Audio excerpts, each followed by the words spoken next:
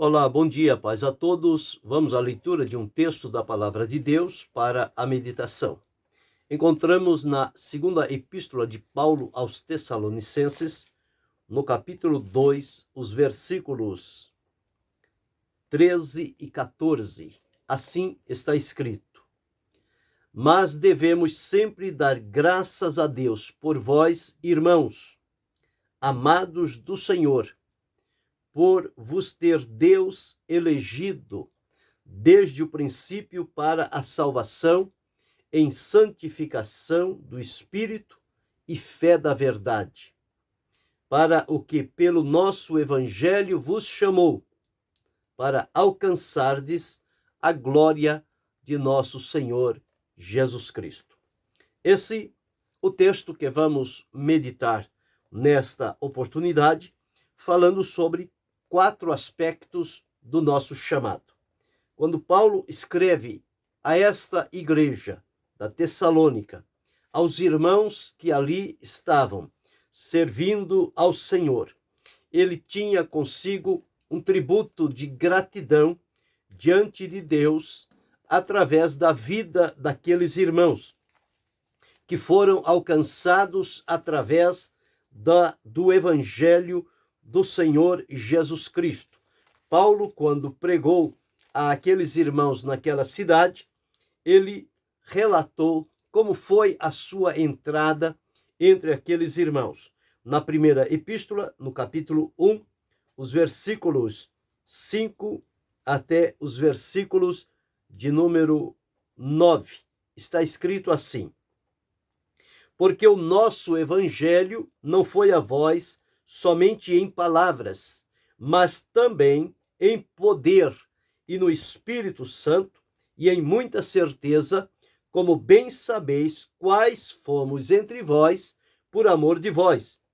E vós fostes feitos nossos imitadores e do Senhor, recebendo a palavra em muita tribulação, com gozo do Espírito Santo, de maneira que fostes exemplo para todos os fiéis na Macedônia e Acaia, porque por vós soou a palavra do Senhor, não somente na Macedônia e Acaia, mas também em todos os lugares a vossa fé para com Deus se espalhou, de tal maneira que já dela não temos necessidade de falar coisa alguma, porque eles mesmos anunciam de nós qual a entrada que tivemos para convosco e como dos ídolos vos convertestes a Deus para servir o Deus vivo e verdadeiro e esperar dos céus a seu Filho,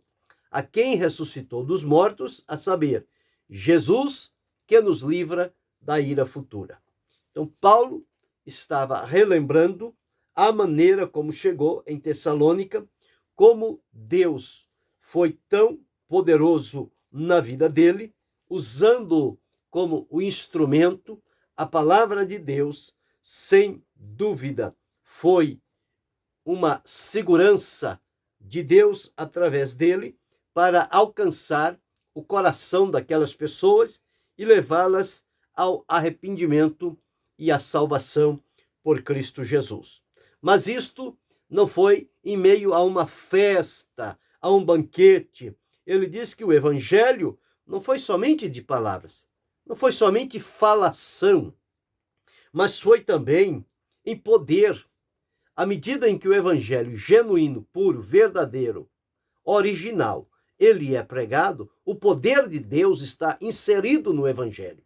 E este poder se manifesta, poder e também no Espírito Santo. O Espírito Santo vem em concordância com o evangelho, trabalhar na vida das pessoas, e diz, em muita certeza. Então traz a convicção que leva a pessoa a tomar uma decisão de romper então com a sua vida pecaminosa, desregrada, separada de Deus, para dar ouvidos à proposta do Evangelho de Cristo e nele então a sua vida ser identificada, ligada por Jesus e transformada. E ele diz que eles receberam a palavra de Deus em muita tribulação. Foi debaixo de muito sofrimento. Mas veja quão poderoso é o poder do evangelho. Mesmo debaixo de aflições, de tribulações, de ameaças, seja o que for de natureza adversa, o poder do evangelho, ele vai além de todas essas adversidades. Ele se estabelece no coração. Quando aqui Paulo está dizendo o seguinte: devemos sempre dar graças a Deus por vós, irmãos amados do Senhor, por vos ter Deus elegido, quer dizer, Deus escolheu, Deus ofereceu a eles a salvação desde o princípio, e esta salvação que se opera através também da santificação do Espírito Santo, que atua junto com a palavra, e a fé da verdade. A verdade aqui é o evangelho que foi anunciado, que foi pregado. O desejo de Deus é que todos sejam salvos, todos venham ao conhecimento da verdade, e pelo conhecimento da verdade, que é Cristo, sejam levados a Deus através da salvação. E no versículo 14 ele diz: para o que pelo nosso evangelho vos chamou. Então, através do evangelho, quando Paulo pregava este evangelho poderoso, genuíno, neste evangelho está o conteúdo deste chamado. É como aquele chamado que Jesus fez quando estava junto aos discípulos, chamando as pessoas, dizendo a eles: vinde a mim, todos vós que estáis cansados e oprimidos, e eu vos aliviarei. Tomai sobre vós o meu jugo e aprendei de mim, que sou manso e humilde de coração, porque o meu jugo é suave e o meu fardo é leve, e encontrareis descanso para as vossas almas. Então, quando se atende ao chamado de Jesus, que é o chamado preciosíssimo da parte de Deus, é o chamado pelo evangelho, através do evangelho, então nós encontramos aqui que este evangelho que Paulo pregava não era um evangelho manipulado, falsificado, misturado. Não, era um evangelho puro e simples como ele é. E este evangelho que Paulo pregava, ele o fazia com intrepidez, com graça, com coragem. Por quê? Ele sabia dos resultados que este evangelho poderoso produz. Mesmo porque em Romanos, quando ele escreve aos irmãos da cidade de Roma, ele diz: porque não me envergonho do evangelho, pois é o poder de Deus para a salvação de todo aquele que nele crê. Romanos 1:16. Não me envergonho do evangelho de Cristo, pois é o poder de Deus para a salvação de todo aquele que nele crê, porque nele, no evangelho, se descobre a justiça de Deus de fé em fé, mas o justo viverá da fé. Então, fundamentado neste evangelho pelo qual Paulo viveu e proclamou este evangelho, conforme ele registra na primeira epístola aos Coríntios, no capítulo 15, os versículos 1-4, ele deixou registrado o seguinte: também vos notifico, irmãos, o evangelho que já vos tenho anunciado, o qual também recebestes, e no qual também permaneceis, pelo qual sois salvos, se o retiverdes, tal como vô-lo tenho anunciado. Se não é que crestes em vão, porque primeiramente vos entreguei o que também recebi, que Cristo morreu por nossos pecados, segundo as Escrituras, e que foi sepultado e que ressuscitou ao terceiro dia, segundo as Escrituras. Então, todo o conteúdo do Evangelho está fundamentado dentro do que as Escrituras afirmam, demonstram, trazem esta realidade. Cristo morreu pelos nossos pecados, segundo as Escrituras. Cristo foi sepultado, segundo as Escrituras.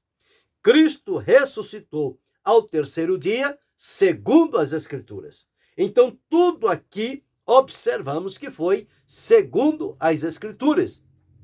Então, o evangelho poderoso é aquele que está fundamentado unicamente na Escritura. Ele não está fundamentado nas pessoas, no que elas fazem, no que elas falam. O evangelho está fundamentado na Escritura. E o conteúdo do evangelho, todo ele relacionado à pessoa de Jesus Cristo, que veio para ser Senhor e Salvador de todo aquele que crê.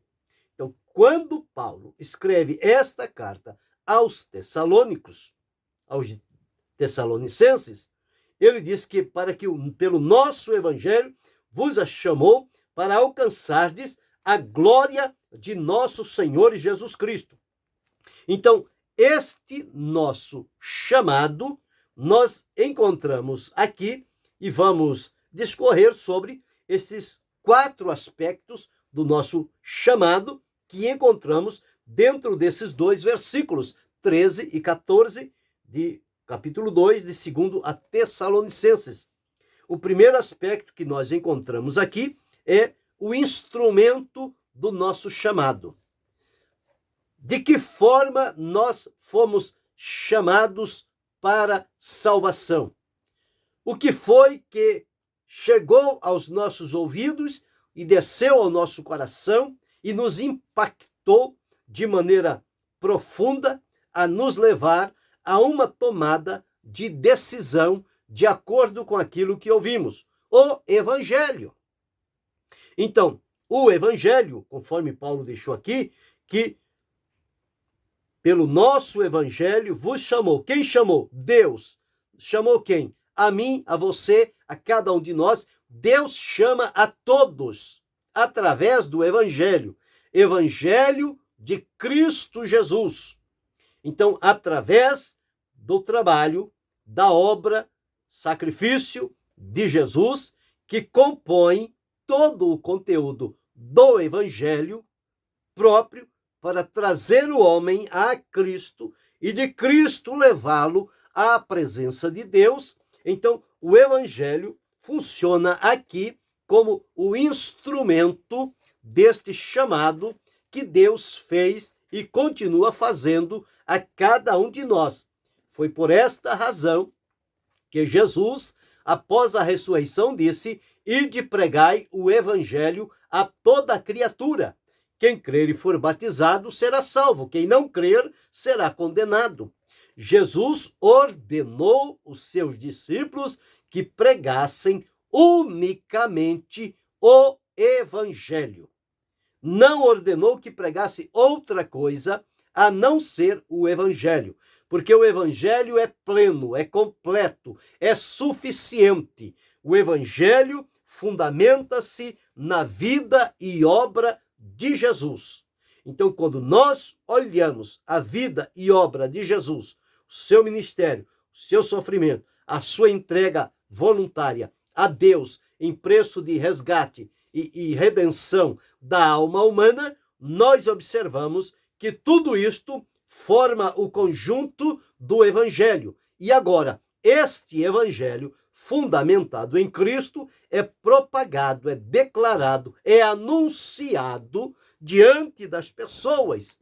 E quando este Evangelho, na sua essência, na sua simplicidade e pureza, ele é proclamado, o poder do Espírito Santo se apresenta para pegar as palavras, os fatos relativos ao Evangelho, que são fundamentados na vida e obra de Jesus, coloca isto diante do pecador através do que ele ouve e disto leva então à compreensão e desce ao coração.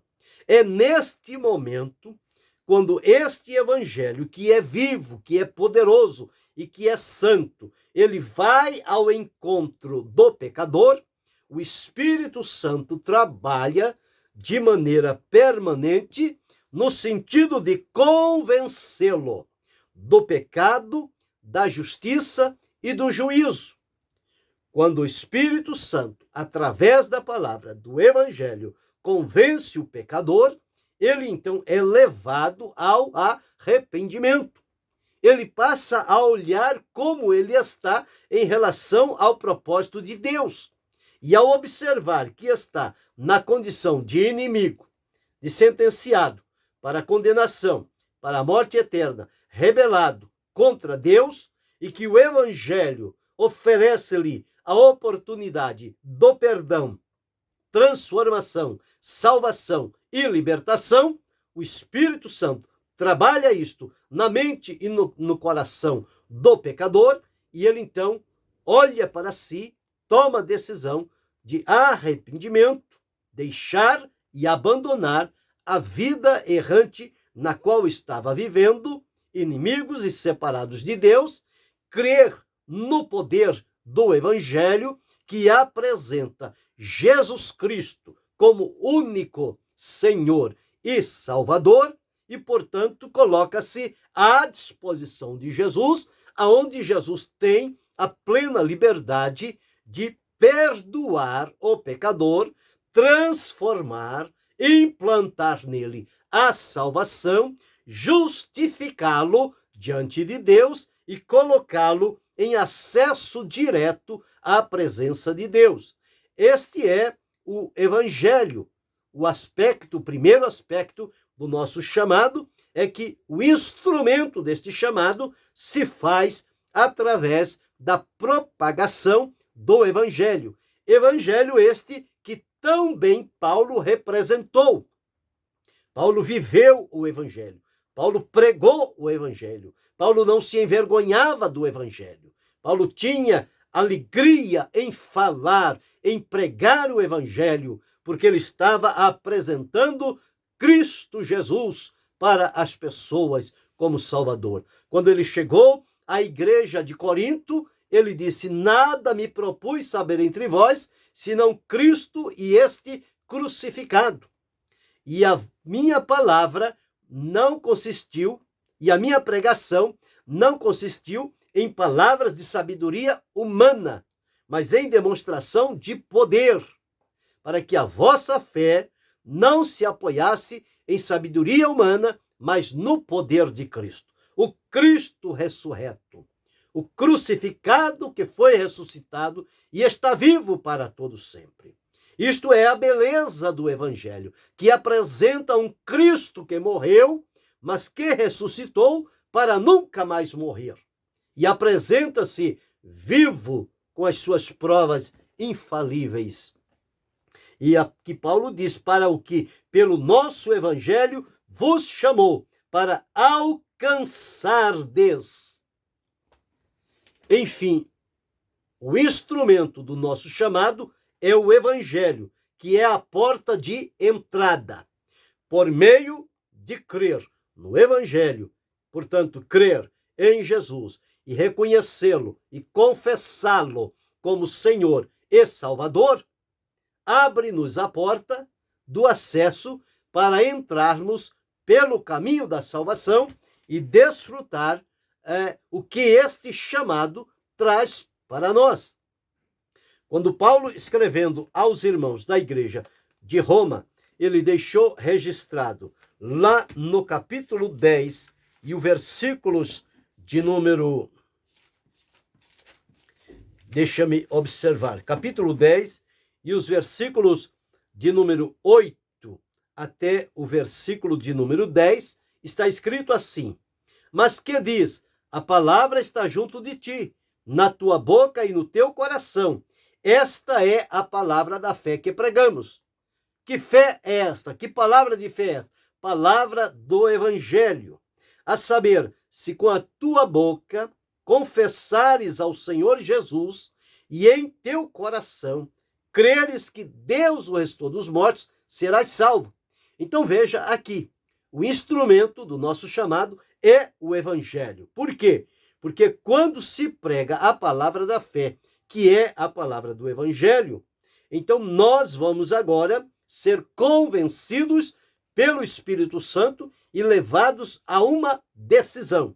Então diz-nos aqui: se com a tua boca confessares ao Senhor Jesus, a boca faz a confissão, mas o coração crê, e em teu coração creres que Deus o ressuscitou dos mortos, serás salvo.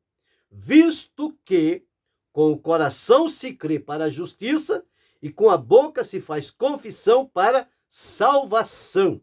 Então aqui está de maneira bem clara este primeiro aspecto do nosso chamado, que nos apresenta o instrumento do nosso chamado. E que instrumento é este? O Evangelho de Jesus Cristo. Este é o instrumento. O segundo aspecto é a fonte deste chamado. Este chamado, nós encontramos que o instrumento para nos chamar é o Evangelho fundamentado em Cristo. Agora, como é que se recebe este Evangelho? O chamado Evangelho da salvação. Evangelho que veio para salvar. Paulo, eu já relatei aqui antes. Não me envergonho do Evangelho de Cristo, pois é o poder de Deus para salvação de todo aquele que crê.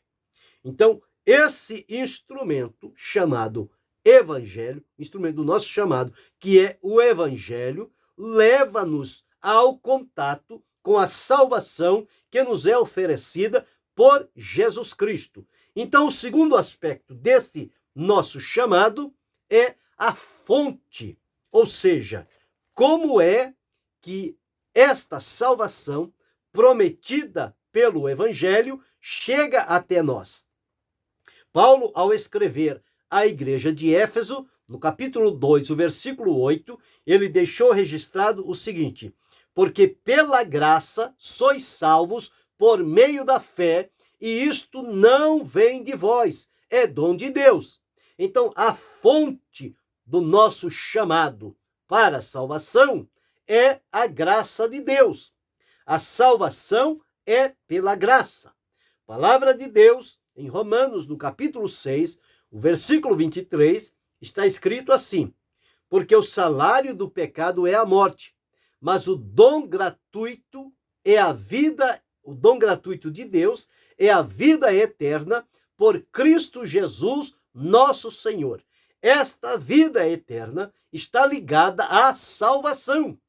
Só poderemos desfrutar a vida eterna se tivermos sido salvos em Cristo, por Cristo e para Cristo. Aí sim, a vida eterna está neste contexto de salvação. Então, a graça de Deus, ela é a fonte do nosso chamado, ou seja, que vai nos levar a desfrutar a realidade da salvação proposta pelo Evangelho. Paulo, escrevendo a Tito, no capítulo 2, o versículo 11, deixou registrado: porque a graça de Deus se há manifestado, trazendo salvação a todos os homens. Não é somente a alguns, mas é a todos. Infelizmente, nem todos decidem por Cristo, mas a proposta de salvação pelo Evangelho é oferecida a todas. Veja o que Jesus disse: ide pregai o Evangelho a toda a criatura.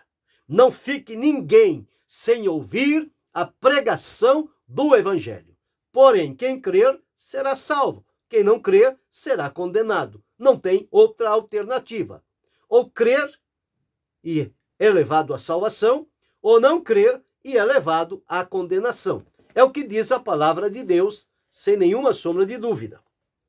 Então já observamos dois aspectos do nosso chamado. O primeiro, o instrumento desse chamado para a salvação é o Evangelho. O segundo aspecto, que é a fonte deste chamado para a salvação, que é a graça de Deus. É pela graça que somos salvos e por meio da fé.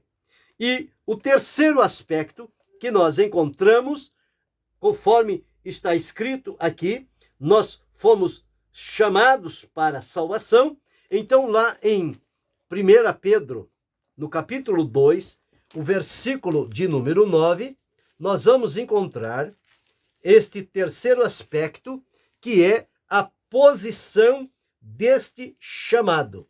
Para o que nós fomos chamados? 2 e 9. Está escrito assim: mas vós sois a geração eleita, o sacerdócio real, a nação santa, o povo adquirido, para que anuncieis as virtudes daquele que vos chamou das trevas para a sua maravilhosa luz. Então, encontramos aqui a posição deste chamado, é que nós fomos chamados das trevas para a luz. Vivíamos nas trevas, que representam o pecado, a iniquidade e tudo aquilo que se diz com relação a distanciamento de Deus. E de lá, por meio do Evangelho, a nossa posição agora não é mais continuar vivendo em trevas, mas fomos chamados e transportados das trevas para a sua maravilhosa luz. Hoje estamos na luz. Jesus afirmou dizendo: eu sou a luz do mundo. Quem me segue não andará em trevas, mas terá a luz da vida. Então esse é o terceiro aspecto do nosso chamado. É o posicionamento no qual nós somos colocados, tirados da posição em que estávamos em trevas e colocados agora na posição de luz. Fomos tirados da morte e transportados para a vida, do reino de Satanás para o reino de Cristo. Este posicionamento se faz necessário quando do chamado pelo Evangelho fomos então levados a Cristo. Então esse terceiro aspecto do nosso chamado está relacionado ao posicionamento. Nós não podemos servir a Jesus e continuar no mesmo lugar em que estávamos antes de Cristo, nas trevas, no pecado, na violência, na escuridão. Não. Nós somos tirados de lá e transportados para a luz da glória de Deus. E o quarto aspecto deste nosso chamado, nós encontramos em 2 Pedro, no capítulo 1, e o versículo de número 3, que vai falar sobre a perspectiva deste chamado. Está escrito assim: visto como o seu divino poder nos deu tudo que diz respeito à vida e piedade, pelo conhecimento daquele que nos chamou por sua glória e virtude. Então aqui está a perspectiva com relação ao nosso chamado. Os 4 aspectos. O primeiro, o instrumento do chamado, é o Evangelho. Segundo, a fonte deste chamado é a graça de Deus. Terceiro, posicionamento deste chamado. Somos transportados das trevas para a luz. Quarto, a perspectiva deste chamado. Nós fomos chamados para desfrutarmos, aqui conforme está escrito, a glória de Deus. Nos chamou por sua glória e virtude. Lá no versículo inicial que li em 2 Tessalonicenses 2 e 14, diz: para que o que pelo nosso evangelho vos chamou, para alcançardes a glória de nosso Senhor Jesus Cristo. Então veja que aspectos tão necessários para o nosso conhecimento e a nossa prática de vida. Vivermos centrados no que o Evangelho propõe e os resultados que são produzidos no momento da conversão a Cristo, por Cristo e para Cristo. Então, observamos aqui, dentro destes 4 aspectos, o primeiro aspecto, o instrumento do nosso chamado, é o Evangelho de Cristo. Segundo aspecto do nosso chamado, é a fonte fomos salvos pela graça. Terceiro aspecto desse chamado, a posição. Fomos transportados de uma posição de trevas para uma posição de luz. E quarto aspecto desse chamado, a perspectiva, o que se mostra para o futuro diante de nós. Nós, então, somos transportados para, conforme está registrado aqui, alcançarmos a glória de nosso Senhor Jesus Cristo. Esta glória está para o futuro. Nós vamos desfrutar das belezas e riquezas da glória de Deus quando estivermos com Ele. Aqui temos simplesmente lampejos da manifestação desta glória, mas ela na sua plenitude há de manifestar-se quando estivermos junto a Deus para vivermos com Ele a eternidade. Então estão aqui 4 aspectos do nosso chamado, que eles estejam bem fundamentados em nosso coração e saber que isto é algo seguro, garantido e de acordo com as Escrituras. O nosso fundamento está nas Escrituras, que são infalíveis, poderosas e vivas. Elas são imutáveis. As palavras de Deus jamais hão de passar. E é nela que deve estar assegurado o nosso coração. Vivamos, portanto, este chamado no seu instrumento, na sua fonte, na posição e na perspectiva. E que Deus continue abençoando-nos em Cristo Jesus, não só hoje, mas para todo sempre. Amém.